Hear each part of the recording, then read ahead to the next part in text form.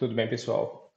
Meu nome é Jonathan Neri, faço parte da Vibramec Engenharia. Este minicurso tem como tema os conceitos básicos em análise de vibrações. Lembrando que este minicurso é gratuito. A emissão do certificado também gratuita, se obtido aproveitamento mínimo de 60%. Orientações importantes: pegue papel, caneta ou lápis para que você possa realizar os exercícios durante a apresentação do minicurso. Quando necessário, pause. Pause o vídeo, anote, inclua uma dúvida que você possa ter, faça uma anotação de um ponto que considere importante naquele momento. Escolha um lugar que você possa se concentrar. Nem sempre a gente tem todas as condições favoráveis para a realização, mas é importante que você escolha o momento e o lugar mais apropriado para que consiga fazer isso. Pode ouvir o vídeo em um momento e depois, em um segundo momento, com mais atenção e tempo para a realização de exercícios e anotações, repetir esse vídeo, que use não apenas um sentido, mas vários. Ouvir, ver e fazer, realizar os exercícios para que com isso você consiga ter um aproveitamento melhor de tudo isso que a gente vai ver. São conceitos de grande importância para que a gente consiga caminhar no aprendizado de análise de vibrações e conhecimentos também úteis para outras áreas, como na otimização de um plano de lubrificação, teremos que entender bem todos os conceitos aqui apresentados. Tenha paciência. Paciência e atenção. Paciência porque nem todos os conceitos eles vão ser entendidos de forma plena nesse primeiro momento. São blocos. Passamos a visualizar com mais clareza quando esses blocos vão sendo encaixados no decorrer do aprendizado. Bom aprendizado. Conteúdo deste curso, então veremos diferentes unidades para amplitude de vibração, veremos diferentes unidades para frequência de vibração e o centro deste mini curso é entender o que é uma amplitude de vibração, o que é uma frequência de vibração, como realizar conversões e por que temos essas diferentes unidades, principalmente na amplitude de vibração, e por que elas são tão úteis para a análise de vibração. Aqui temos uma representação de um sistema massa, mola, amortecedor e com uma vibração livre. E dentro disso já posso falar o que é vibração. Vibração nada mais é do que um movimento de oscilação de um corpo ou uma partícula em torno de uma posição de equilíbrio. Então, qualquer tipo de movimento ao redor de uma posição de equilíbrio é uma vibração mecânica. Nosso coração tem uma vibração mecânica. Nosso ouvido vibra quando ouvimos, graças à vibração gerada no ouvido, que podemos converter isso em algo entendível. E a fala também produz vibração. É a vibração conduzida no ar que chega ao ouvido e tudo isso relacionado a vibrações. Todo o sistema vibratório vai ser composto de massa, rigidez e amortecimento. Não é o objetivo deste mini curso aprofundar nessas questões, mas temos várias e várias coisas de grande importância dentro dessas questões. A distância desse pico até esse pico é igual à distância desse pico até esse pico. É algo aí que a gente vai responder nos próximos minicursos. Por que que isso acontece? E por que que isso é tão importante dentro de vibrações mecânicas? Por hora, temos que vibração nada mais é do que um movimento de oscilação em torno de uma posição de equilíbrio. Qualquer coisa desse tipo é vibração. Vibração não é quando a gente está olhando para uma máquina e ela está quase saindo, caminhando sozinha. Uma máquina em perfeito estado de funcionamento, ela vibra. Ela vibra dentro das amplitudes aceitáveis para aquela máquina. Ela vibra dentro do normal. Quando olhamos para uma máquina, a gente não enxerga, a gente não tem capacidade de visualizar essa vibração com clareza com os nossos sentidos. Então, quem tem aí um ouvido muito bem treinado pode perceber ruídos que estão relacionados a algum tipo de defeito da máquina. A gente consegue perceber essa diferença, mas não é simples a gente relacionar isso com uma determinada frequência e de onde essa frequência vem da máquina. Então, o que nos permite ver ou enxergar a máquina vibrando e com uma precisão com relação à frequência que essa máquina vibra são ferramentas tecnológicas como uma análise de ODS. Então, esse exemplo foi uma análise de ODS realizada pela Vibramec. E a gente tem aqui um exaustor no qual foram coletadas medidas de vibração por meio de acelerômetros, essas medidas registradas e com isso a gente consegue então ver essa máquina vibrando, como essa máquina está vibrando. São amplificadas, os deslocamentos são amplificados para que a gente consiga visualizar.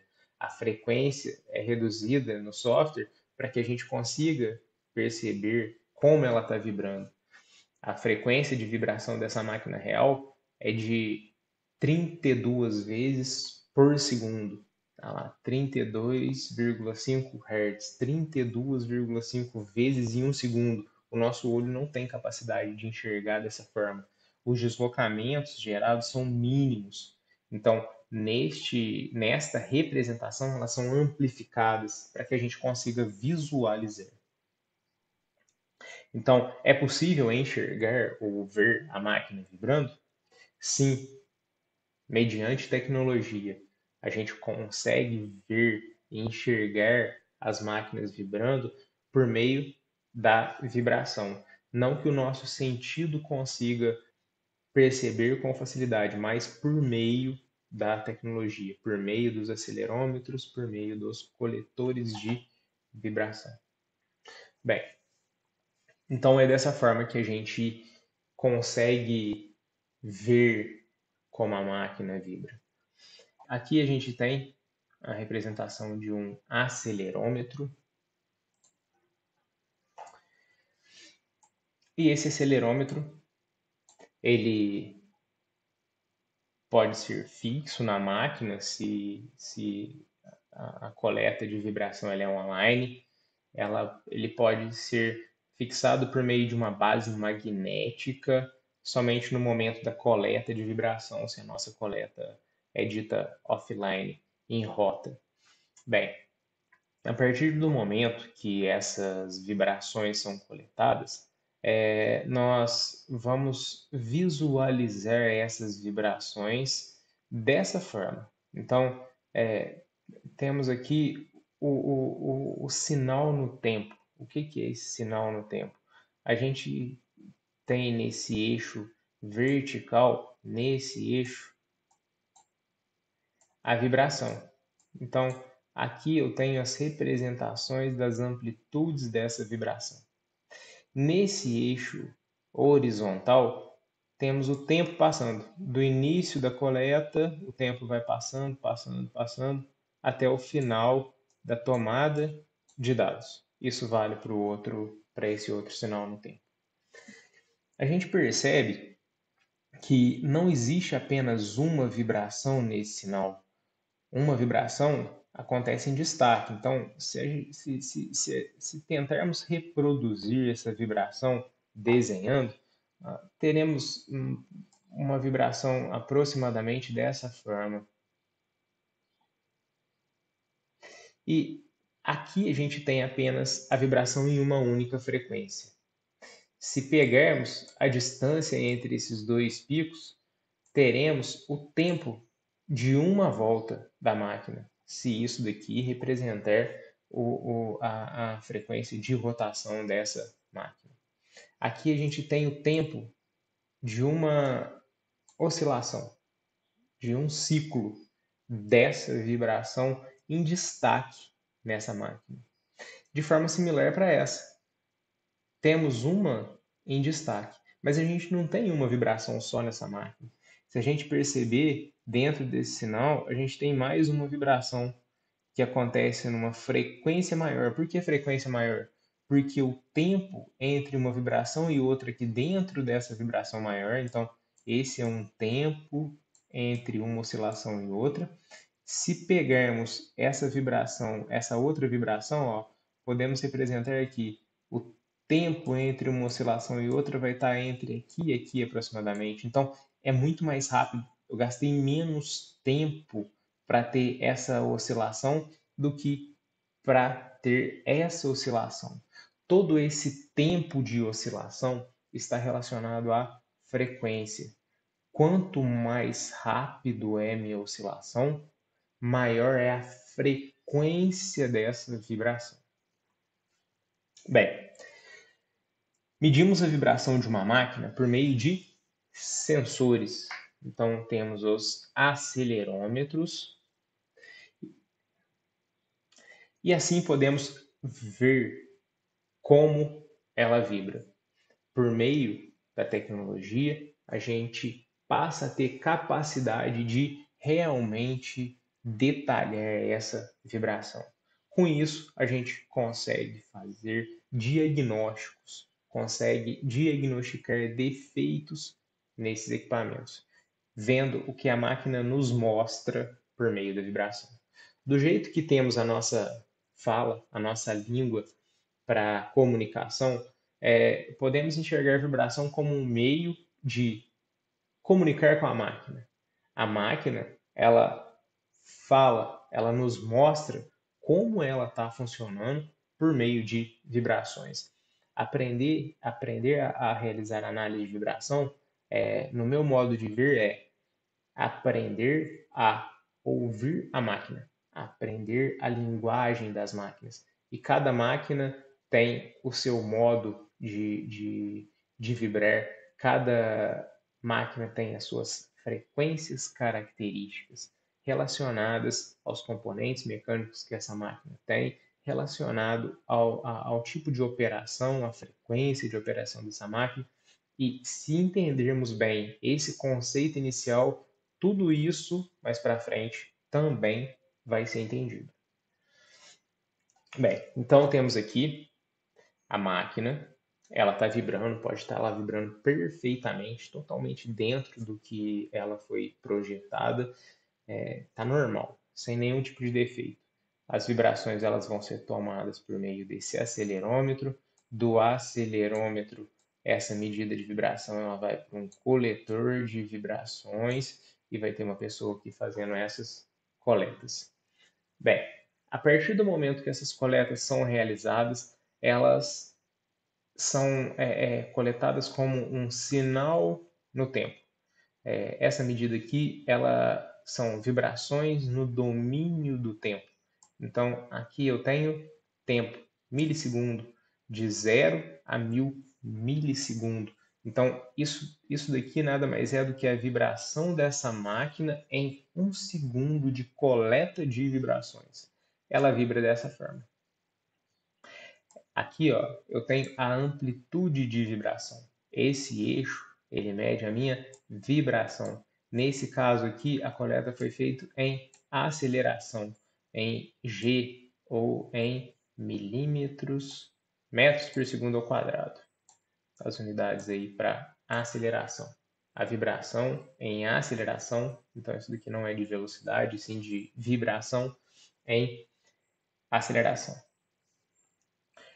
Bem, visualizar as vibrações no domínio do tempo nem sempre é simples. A gente consegue enxergar algumas coisas aqui com o tempo. Em algumas análises, o sinal no tempo ele é necessário para a identificação de defeito. Só que, para a maioria das situações, para a maioria, não todas, é interessante que a gente visualize essas vibrações de uma forma mais clara. Então, desse sinal no tempo, existe um recurso matemático chamado transformada rápida de Fourier. Essa FFT, que é essa transformada rápida de Fourier, ela permite que a gente visualize essa vibração na máquina dessa outra forma. Ao invés de domínio do tempo, a gente tem aqui o domínio da frequência. Então, neste momento, a gente consegue visualizar a vibração da máquina em cada diferente frequência. Esse sinal no tempo, essa vibração no domínio do tempo que eu mostrei aqui, se a gente observar bem, a gente vai perceber que tem uma vibração que faz mais ou menos dessa forma. Vocês não conseguem observar isso? Se formos reproduzir essa vibração, o que eu desenhei aqui não ficou tão representativo como a imagem já é, mas olhando para o resto, eu gostaria que vocês observassem esse formato que está sendo feito. Se formos reproduzir isso daqui que eu acabei de mostrar, teremos uma vibração dessa forma.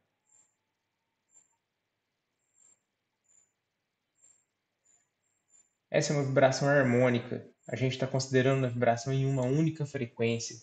E essa frequência aqui, agora sim eu posso afirmar qual é. Ela é essa frequência em destaque aqui, de 30 Hz. Então, 30 Hz é essa vibração em destaque, 30 Hz.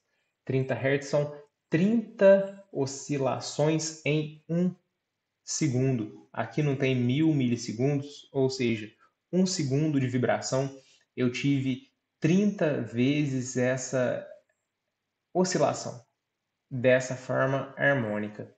Mas aí eu percebo que dentro desse sinal no tempo não tem apenas uma vibração.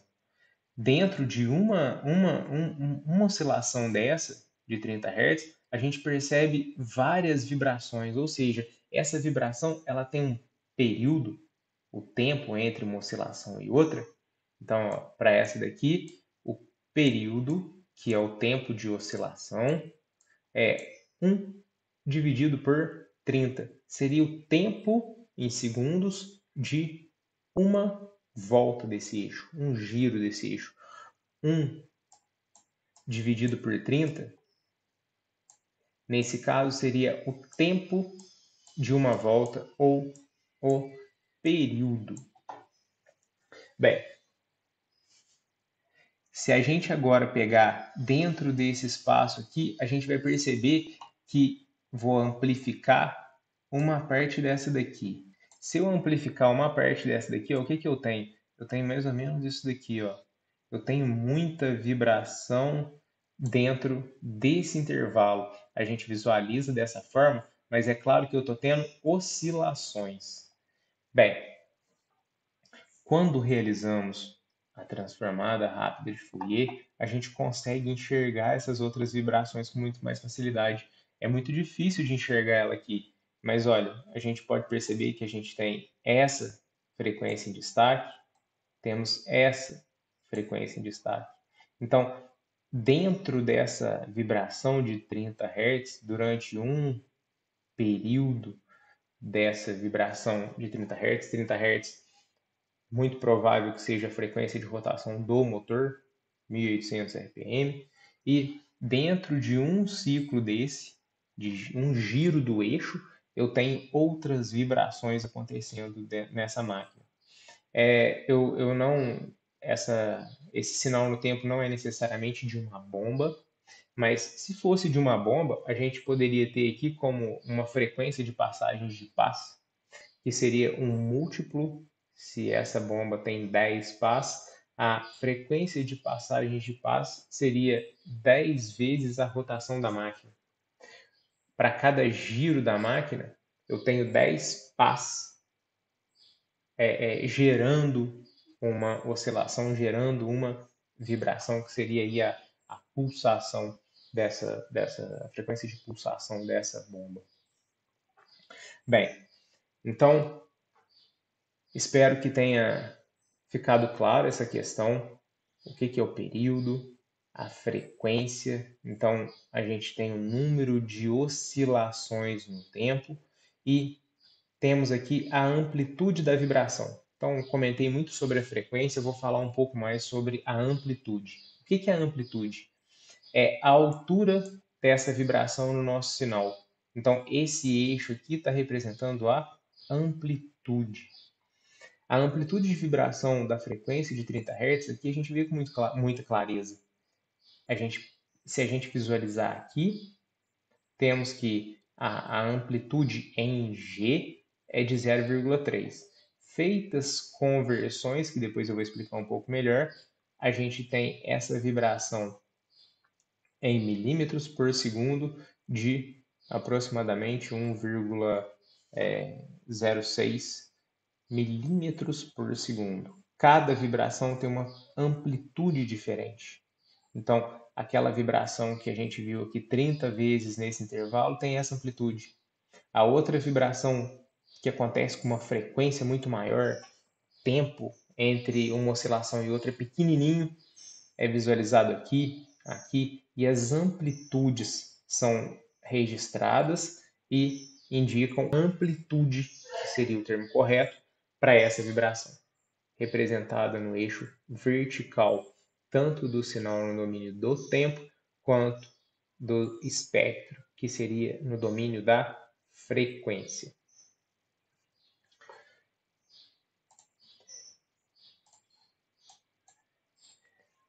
A vibração das máquinas são tomadas pelos acelerômetros, então, como eu disse, registradas e tratadas. O sinal no domínio do tempo, que também é utilizado em algumas análises, a partir da FFT, pode ser visualizados no domínio da frequência. A vibração é a mesma, viu, pessoal? Isso é muito importante. A vibração aqui e aqui é a mesma vibração. Neste caso, foi feito um cálculo matemático, uma transformada rápida de Fourier para a obtenção desse resultado. Isso é realizado pelo próprio coletor de vibrações. Não se preocupe com este cálculo. Este cálculo é realizado pelo software, esse cálculo é realizado pelo nosso equipamento de vibrações. Então, o importante é entender aqui que a gente tem as duas opções de análise e que se trata da mesma vibração vista de formas diferentes.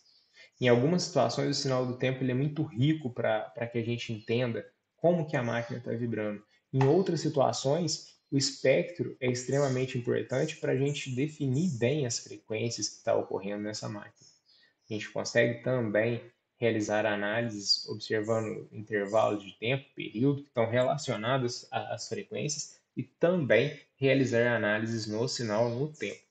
Mas 90% ou mais aí das nossas análises são realizadas nos espectros de vibração, após a realização da transformada rápida de Fourier, FFT, pelo coletor de vibrações.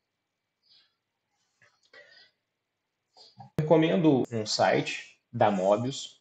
Esse site ele é aberto, então utilizando esse QR Code ou buscando no Google Mobius Calculators, vocês vão ter a oportunidade de acessar diretamente um ambiente em que existem alguns simuladores. E nesses simuladores eu recomendo que vocês entrem, alterem velocidade de rotação, ou seja, a velocidade de rotação está relacionada à frequência, e a amplitude está relacionada à altura dessa onda com relação à posição de equilíbrio. Esse é o site da Mobius. Eu não vou mostrar muita coisa, só é um site em inglês, mas o Chrome, que é um dos navegadores, ele permite a tradução. Então, instalando esse complemento, essa extensão no Chrome, é só clicar em traduzir para o português, que a gente tem boa parte do texto em português, e aí com isso é possível navegar nesse site que é muito rico de informação, muito, muito rico mesmo. Não só com relação às calculadoras, mas com relação a muita informação útil aí de um dos principais institutos do mundo em vibrações. Recomendo. E aqui, mostrando só um dos modelos, a gente tem a alteração da frequência de rotação. Então, quando eu altero a frequência de rotação da minha máquina, a distância entre os picos passa a ser afastado, ou seja, o tempo de uma volta é grande. Quando eu aumento a frequência de rotação, o tempo entre os picos é menor, ou seja, eu tenho uma frequência maior, um período menor. A amplitude de vibração está relacionada à altura dessa vibração, a altura com relação à posição de equilíbrio, ou seja, a amplitude de vibração. Quanto maior a amplitude, maior vai ser então o deslocamento, a velocidade e a aceleração com relação à posição de equilíbrio. Tem várias outras ferramentas aqui, então recomendo que explorem. Aqui tem um exemplo de frequências de um motor e aparecem aqui, nesse caso, suponhamos que aproximadamente 60 barras no rotor. A gente tem, nesse caso, frequência de rotação, vou deixar a unidade como Hertz. Temos a frequência de rotação, temos a frequência, duas vezes a frequência da rede. Nossa rede elétrica no Brasil ela tem 60 Hz. Os inversores de frequência, eles mudam essa frequência para alterar a rotação do motor. Então, se estamos em um país em que a frequência da rede é de 50 Hz, a frequência da rede elétrica vai alterar a frequência de rotação desses motores. Além disso, tem uma outra questão que eu já vou iniciar. Temos aqui um espectro em que aparece apenas essas duas frequências, 30 Hz e 120 Hz. Eu tenho a frequência de passagem de barras do rotor que é de 1800 Hz e não está chegando aqui, eu não tenho um espectro que eu consiga visualizar isso. Então, em algumas situações, a frequência máxima do espectro tem que ser suficiente para que a gente visualize essa frequência de passagem de barras. Aqui é interessante que ele mostra, inclusive, se eu tenho defeitos, o que esses defeitos geram de alteração no espectro. Então, importante que a gente visualize isso, que a gente realize esses testes para que a gente vá entendendo as vibrações. Isso daqui é um resumo com relação aos defeitos que se tem em motores. A quantidade de defeitos que a gente consegue visualizar por meio de vibrações é grande. Boa parte dos defeitos a gente vai confirmar e monitorar por meio de outras técnicas, como o MCA. E aí isso é assunto para outras aulas. Vamos voltar então para o foco principal desse mini curso de conceitos básicos. Então tá aí o QR Code, tá aí o endereço desse site. Quem tiver interesse, explorem que quanto mais a gente estuda, mais a gente aprende. Bem, conversão de unidade. Esse ponto aí, ponto central do nosso mini curso de hoje. Claro que a gente deve entender por que fazer isso, o que significa essa frequência, mas como que a gente faz conversão de unidade? Se a gente buscar a rotação de um motor na plaquetinha do motor, ele vai vir em RPM. Vai lá 1800, 1200, 3600 RPM. Os nossos espectros de vibração, eu, pelo menos, como unidade Hertz. Eu não uso ciclos por minuto ou rotações por minuto. Eu utilizo ciclos por segundo. Então, o Hertz nada mais é do que ciclos por segundo. RPM pode também ser chamado de ciclo por minuto, CPM. O Hertz é uma unidade de ciclos por segundo. Todo lugar que a gente for ver essa rotação por segundo ou esses ciclos por segundo, a gente vai encontrar na unidade de Hertz. A rede elétrica, numa plaquetinha de motor, quando se trata da parte elétrica, eles incluem em Hertz. E quando falam da rotação, colocam em RPM. Mas isso não se trata só de unidade. Então a gente pode muito bem converter a rotação do motor para Hertz para visualizar essa vibração nos espectros. A gente deve fazer isso. Para que a gente faça a conversão, então a gente divide por 60. O minuto não tem 60 segundos? Se aqui eu estou falando de rotações em um minuto, para que eu saiba quantas rotações ocorreram em um segundo, eu vou dividir por 60. Então, alguns exemplos aqui. Lembrando, quanto mais a gente exercita, mais a gente aprende. Então, momento de exercitar.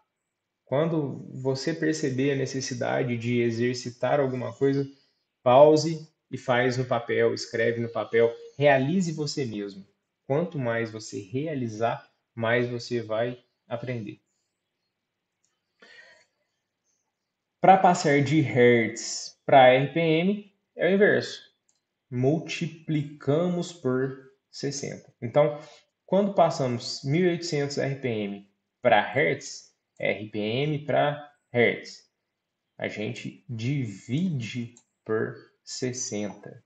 Então, 1800 dividido por 60, temos a rotação em Hertz.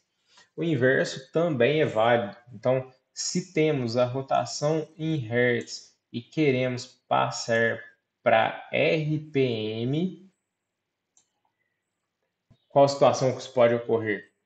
Eu, por algum momento, apresentei a frequência em Hertz e a pessoa não teve muita ideia do quanto isso representa de vibração e ela pediu, não, me fala isso em RPM que eu tenho uma noção mais direta do que isso representa. Isso tá na gente, isso é quando eu falo 1 quilo, todo mundo aqui sabe com muita clareza quanto é 1 quilo. Mas se a gente utiliza uma unidade inglesa, a gente não vai ter a mínima noção do que representa uma outra unidade de medida. Eu dou exemplo para isso direto com o rádio por segundo. Rádio por segundo também é uma unidade de velocidade angular e até dentro do sistema internacional. Então, o sistema internacional ele trata essas rotações, essas frequências como rádio por segundo. E o rádio por segundo ele não é intuitivo para mim. Se alguém falar para mim, a máquina ela opera a 300 rádios por segundo, eu vou ter que converter para Hertz para depois ter uma noção do quanto isso vale. E a mesma coisa pode acontecer para o Hertz e para o RPM. Então, se alguém não visualiza muito bem no primeiro momento o quanto aquilo representa de rotação, é só converter que a gente vai ter uma noção mais precisa de quanto aquilo representa. Bem, então, mostrei aqui como a gente faz essas conversões e em algumas situações a gente pode precisar da unidade de rádio por segundo. Para fazer a conversão para rádio por segundo, a gente multiplica o valor em hertz por 2π. Então, quero transformar esses 20 Hz em rádio por segundo? É só a gente multiplicar os 20 vezes 2π, π, lembrando, vale 3,14, a gente vai ter o resultado aqui dessa vibração em rádio por segundo. Então a gente vai ter 40 vezes 3,14, vou chamar de π mesmo, rádio por segundo.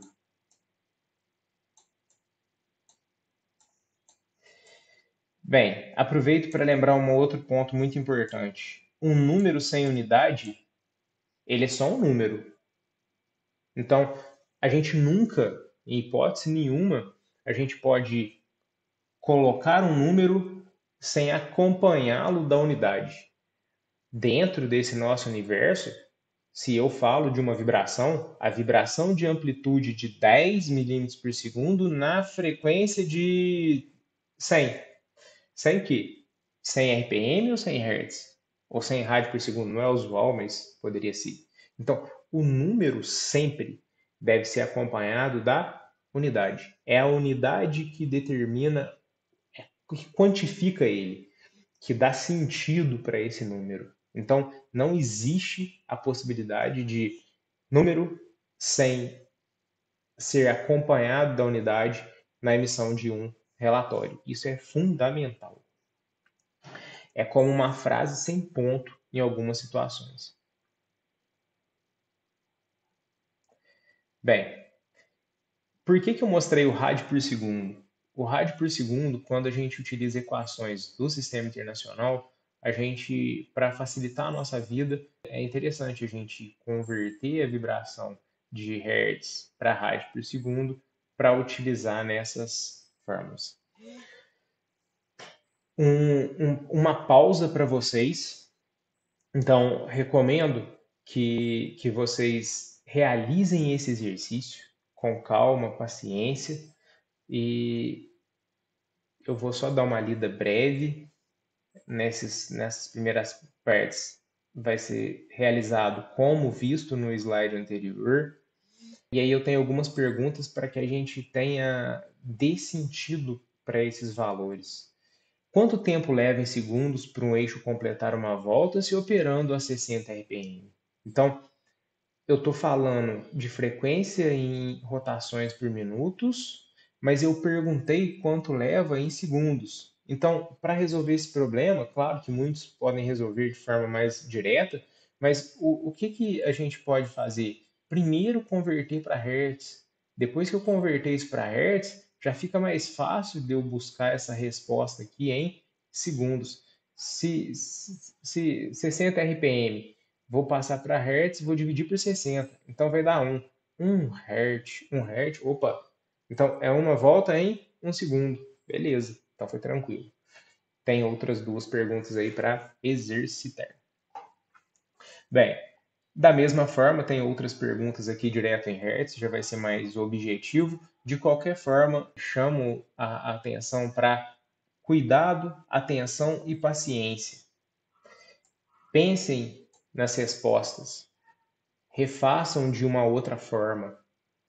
Mandem para o valor que buscam e retornem para o valor original, como se estivessem multiplicando e dividindo para avaliar se realmente a tua equação, o teu cálculo estava correto. Isso evita erro e nesse momento de aprendizado isso é muito importante.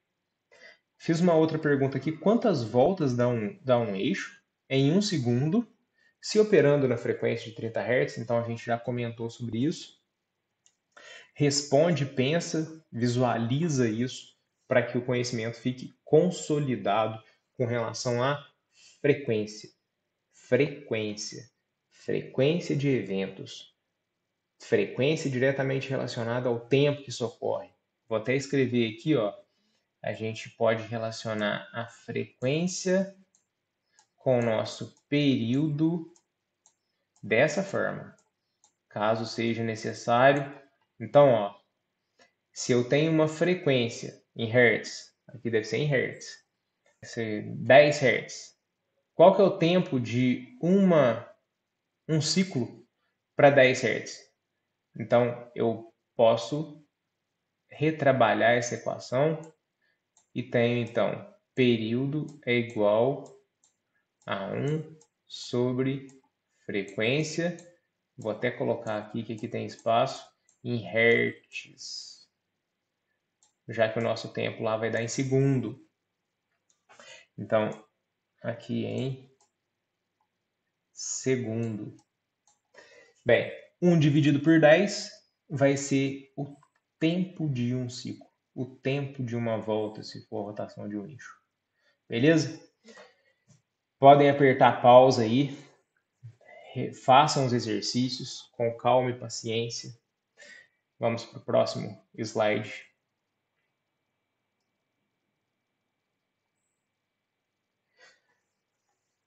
Agora vamos tratar então das unidades para amplitude. Se frequência foi bem entendido e exercitado, até a amplitude passa a ser mais fácil de ser entendida.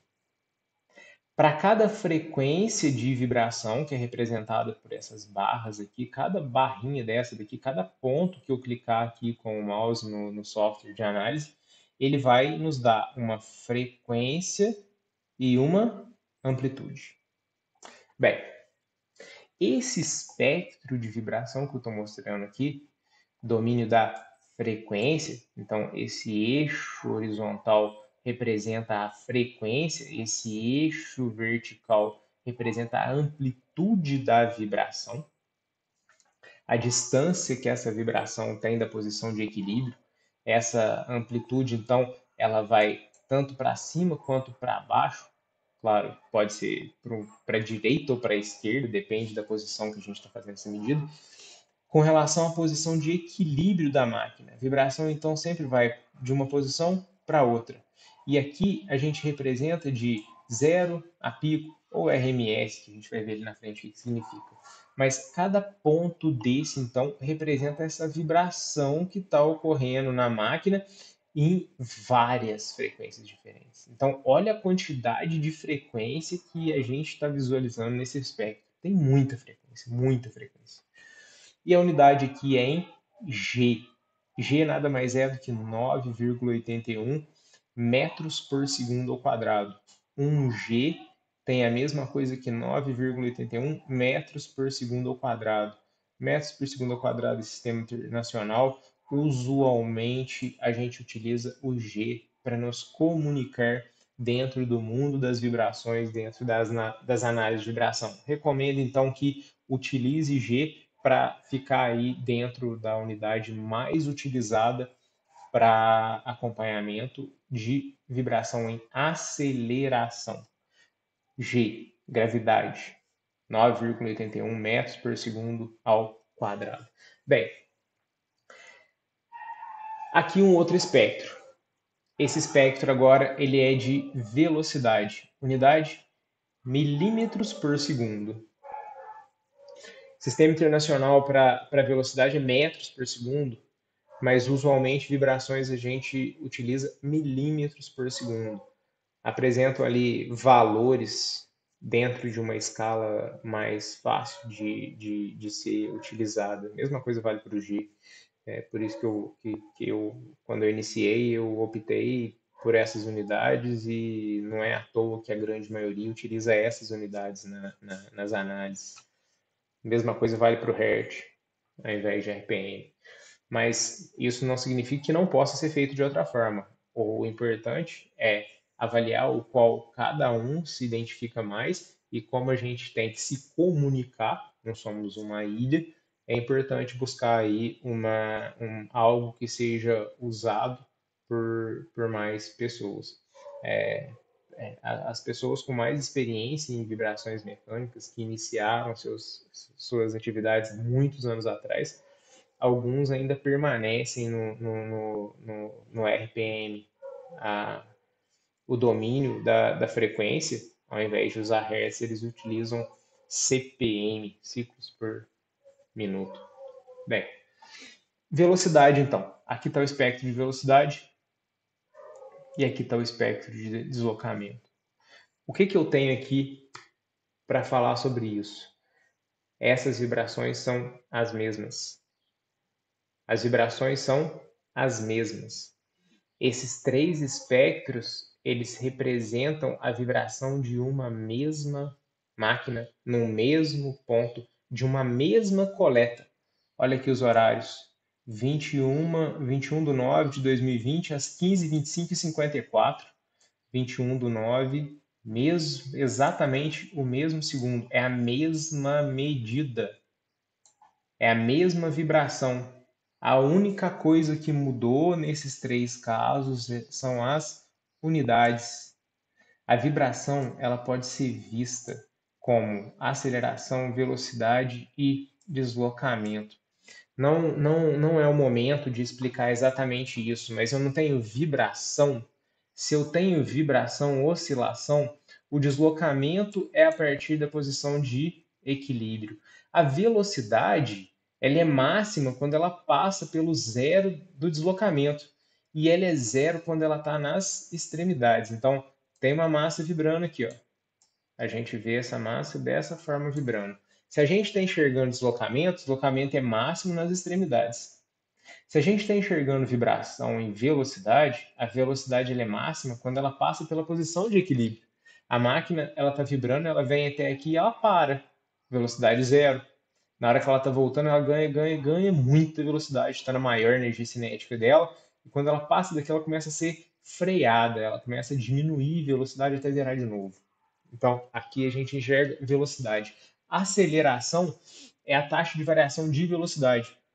Então, a aceleração ela é máxima nas extremidades e zero na posição de equilíbrio. Na hora que eu estou aqui no zero, eu não tenho nenhuma aceleração. Eu só tenho inércia para a energia continuar. E aí eu troco de aceleração positiva, zero, aceleração negativa, para frear ou acelerar. Então, essa máquina, os momentos de aceleração e desaceleração. Então, por isso a gente tem no mesmo movimento de vibração as três unidades. No mesmo movimento de vibração, a gente tem as três unidades. Trata-se da mesma vibração. Essa daqui é a máquina vibrando.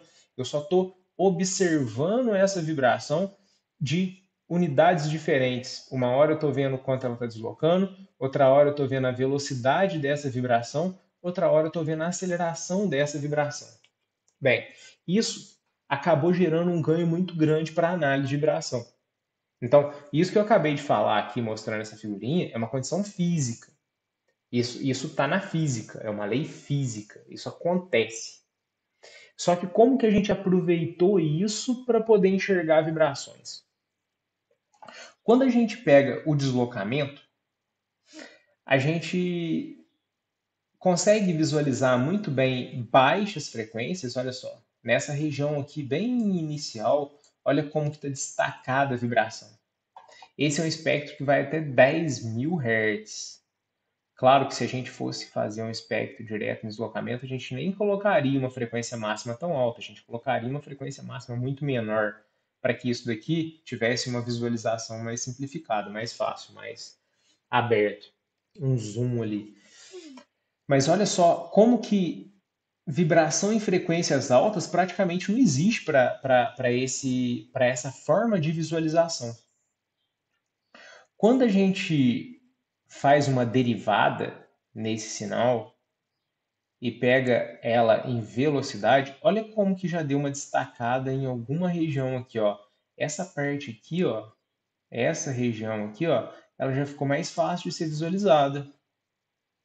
Então, frequências de 10 até 1000 Hz já ficou muito boa de ser vistas em velocidade. Mas em alta frequência, 5, 6, ainda está assim, muito baixo. A gente não tem clareza. Até aqui, ó, eu fiz o círculo, mas o círculo deveria até ter sido prolongado aqui, ó. Essas frequências aqui são muito importantes para a nossa análise. Então, destacou bem em velocidade, milímetros por segundo. Se a gente passa agora para a aceleração, olha só como que essa região daqui para frente, então toda essa região, ela se destacou. A vibração que nem aparecia aqui, ó, olha só como que ela aparece aqui. A vibração aqui em 6, kHz ou 6.000 Hz, olha só, praticamente a gente não enxerga. Olha como que ela está destacada nesse espectro de aceleração. Vou falar de forma breve, mas eu vou explicar por que isso acontece.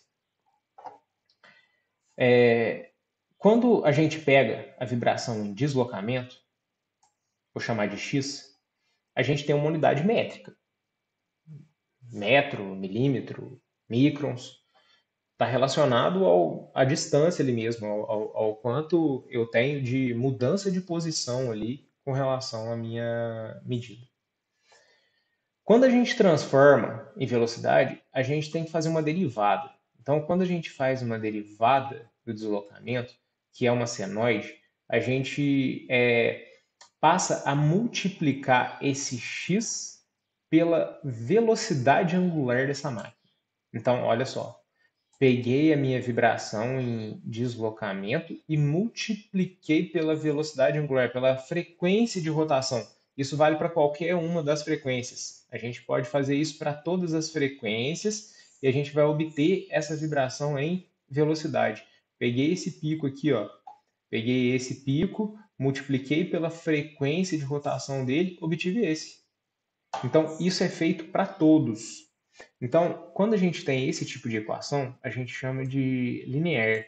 Então, a gente multiplica esse x pelo valor de frequência que aumenta dessa forma. Então, a gente tem um aumento desse espectro seguindo esse tipo de condição.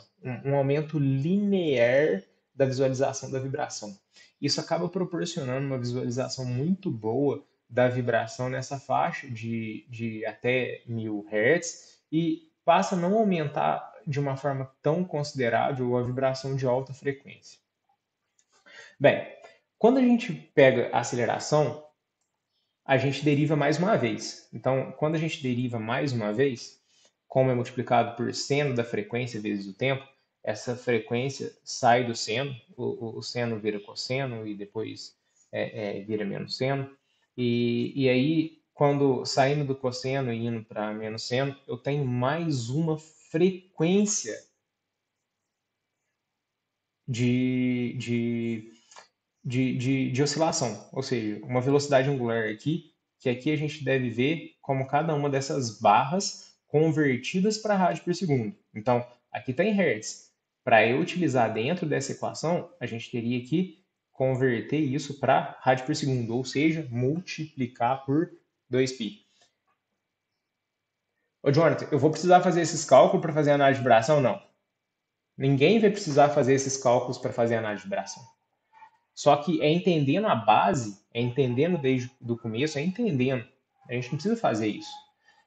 Mas entendendo esse conceito, a gente consegue entender por que isso daqui ficou tão destacado. Então, quando a gente pega essa parte da equação, ela faz isso daqui, ó. É o quadrado. Então, quando a frequência vai passando, ó, a minha frequência em Hertz vai passando, o resultado da minha vibração e aceleração vai aumentando de forma exponencial. Então eu consigo ter um destaque muito grande de altas frequências. Eu consigo ver essa vibração de alta frequência de uma forma muito mais destacada. Então, por isso que é importante a gente visualizar altas frequências em aceleração. Bem, pessoal, o que eu tenho que complementar com relação a isso? Agora eu tenho que vincular defeitos para esses tipos de unidades. Essa condição física que eu acabei de falar para vocês, ela permite que a gente utilize isso nas análises. Então, é isso que agora eu vou mostrar e é isso que é muito importante. Então, isso daqui é para entender. Agora o que eu vou falar é relacionado às análises. Como a gente tem no espectro de velocidade destacada essa região aqui, essa região então aqui é destacada, a gente vai utilizar esse tipo de espectro para encontrar defeitos dentro dessa faixa de frequência. Os espectros de velocidade, via de regra, eles nem possuem uma frequência máxima tão alta. Os nossos espectros de velocidade, eles acabam aproximadamente aqui. Daqui para frente nem existe. Então, isso tudo aqui que a gente está vendo ia ser dar um zoom, a gente ia enxergar isso tudo com muito mais clareza e enxergar esses detalhes aqui no início dessas frequências e buscar ali qual frequência pode estar relacionado a algum tipo de defeito. Então, nesse espectro, a gente busca defeitos relacionados à frequência de operação da máquina e alguns harmônicos ali próximos da frequência de operação. Então, se a minha máquina está desbalanceada, se a minha máquina está desalinhada, se minha máquina está apresentando uma folga estrutural, tem um parafuso ali que está solto, ela vai vibrar de uma forma que a gente vai enxergar dentro dessa faixa essas vibrações. Minha máquina está em ressonância, então a gente consegue enxergar esses defeitos. Tem um problema na transmissão por polias, tem um problema no meu acoplamento. A gente vai enxergar esses defeitos. Claro que tudo isso eu vou detalhar em um próximo mini curso.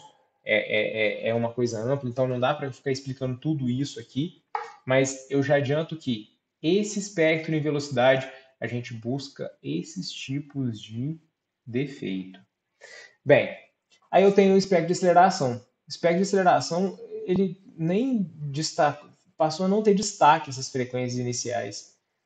E aí eu tenho destaque daqui para frente. Daqui para frente eu tenho destaque. Então, de 1000 Hz para frente, eu tenho um bom destaque das vibrações. Olha só como que ela aparece. E eu tenho alguns defeitos que são visualizados por aqui. Se eu tenho um atrito entre superfícies metálicas, eu tenho um aumento da vibração nessa parte aqui. Opa, então isso é importante. Eu consigo identificar falha de lubrificação por meio do aumento da vibração nessa região, em aceleração. Eu consigo identificar defeito no rolamento da máquina com aumento da vibração nessa região. As frequências naturais de um rolamento são muito altas. Isso também é coisa para ser detalhada futuramente. Mas as frequências naturais de um rolamento são muito altas. E quando eu tenho um defeito no rolamento, o elemento rolante passa e puff, dá um impacto. Então, o rolamento vibra na frequência natural dele, gerando um aumento da vibração então, nessa região. Somado a isso, eu tenho uma redução da eficiência da lubrificação, porque a superfície está irregular, o meu filme, que quando o rolamento está novo, é formado ali com muita eficiência, separando as superfícies metálicas. Quando eu tenho defeito no rolamento, eu tenho muita rugosidade. Então, o filme ele não consegue realmente preencher. Eu tenho picos tocando com picos e esses picos tocando com pico durante a oscilação, que é alta, rotação lá de 30 Hz, por exemplo, 30 vezes por segundo, eu vou ter então choques. Esses choques geram vibrações de alta frequência. Então, ó, recordando, aqui eu busco defeitos como cavitação em bombas, defeitos como enrolamento, monitoramento do rolamento, busco aqui falha de lubrificação, vibração de alta frequência. Nos espectros de velocidade, eu busco defeitos na rotação da própria máquina ou poucos harmônicos, até uns 10 harmônicos ali para frente dessa frequência de operação da máquina. Então eu vou conseguir identificar desbalanceamento, desalinhamento, folga, tudo defeitos que eu vou detalhar futuramente, pessoal. Não se preocupe em entender esses defeitos nesse momento. Bem, só para não deixar faltando um pedaço muito importante dentro desse nosso primeiro mini curso sobre os conceitos básicos de vibração, recomendo que vocês parem até nesse momento, anotem isso que eu acabei de falar, que é extremamente importante. O espectro de deslocamento vai servir para nada? Vai.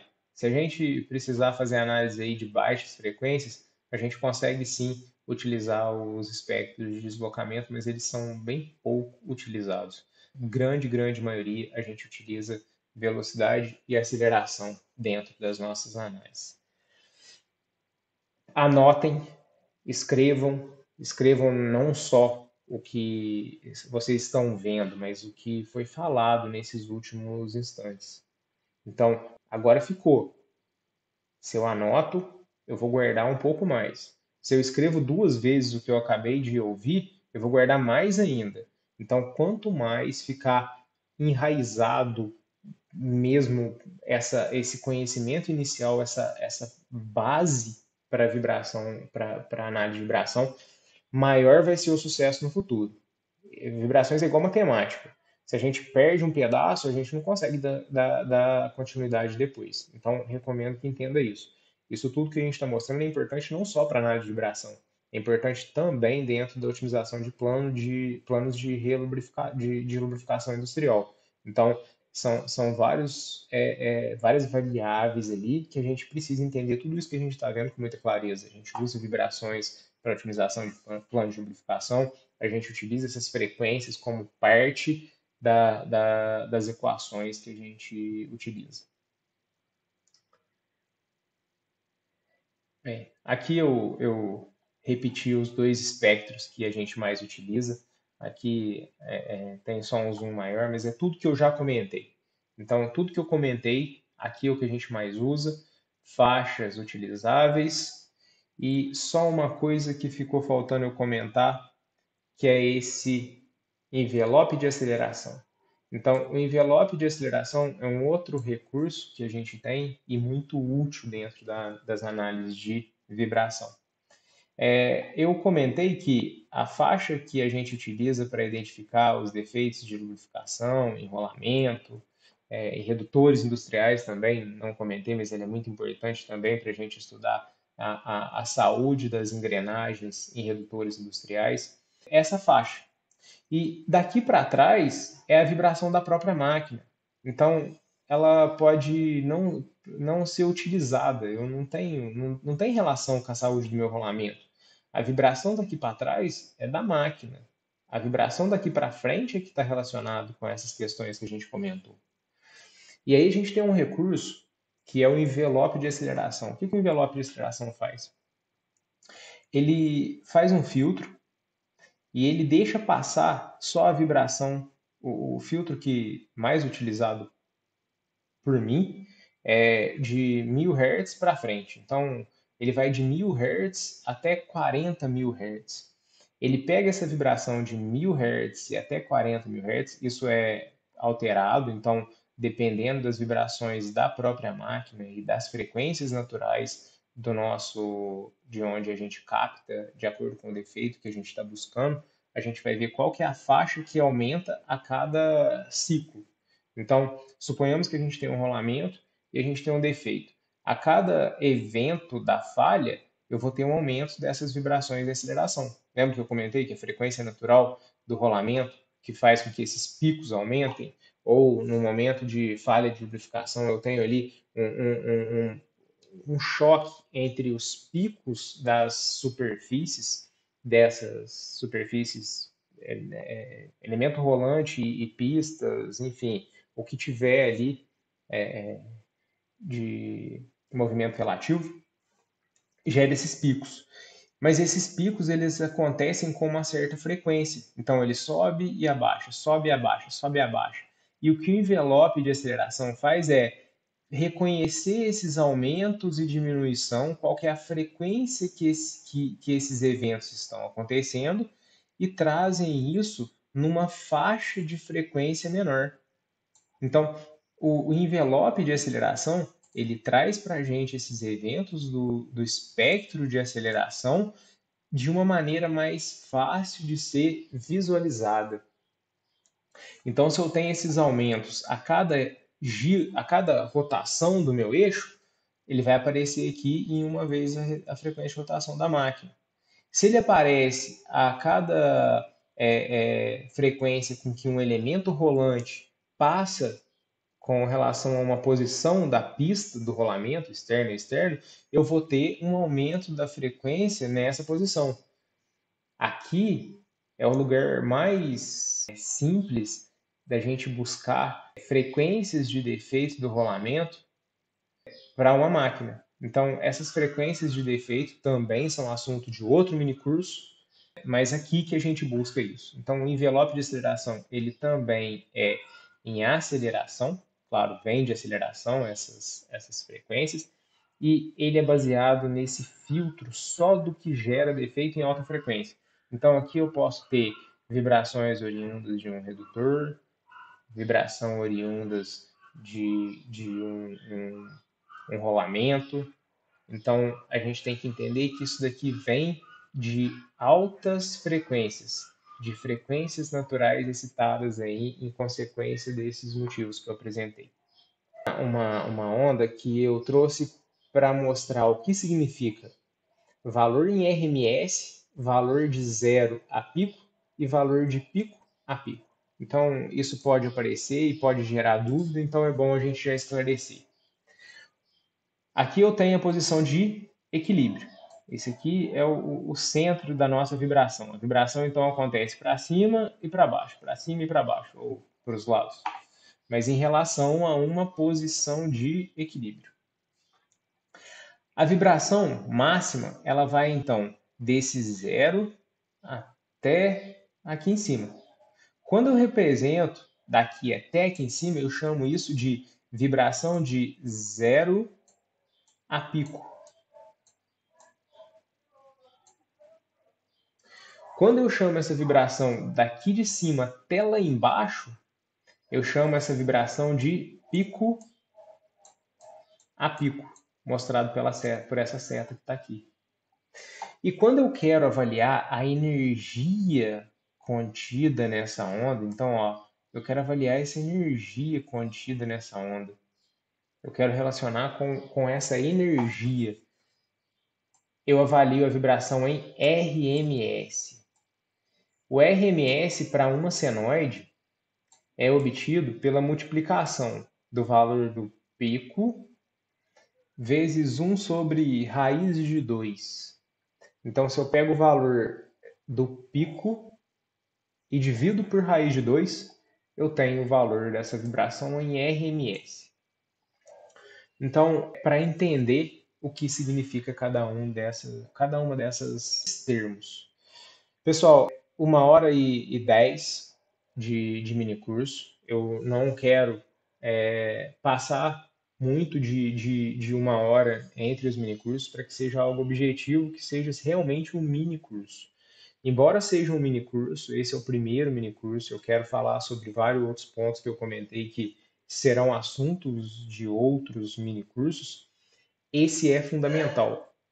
Esse minicurso inicial, ele é base para entendimento dos outros. Então, quanto mais quem tem interesse em ficar nessa área, quem tem interesse em aprender de fato uma análise de vibração, não pode ter dúvida com relação aos pontos que a gente viu.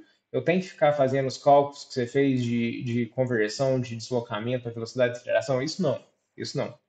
Mas você tem que entender o que, que é a diferença entre um e outro, por que, que você usa um numa situação, por que, que você usa o outro em outra situação. Isso é importante. Então, o último exercício é para que vocês consolidem isso que a gente acabou de ver.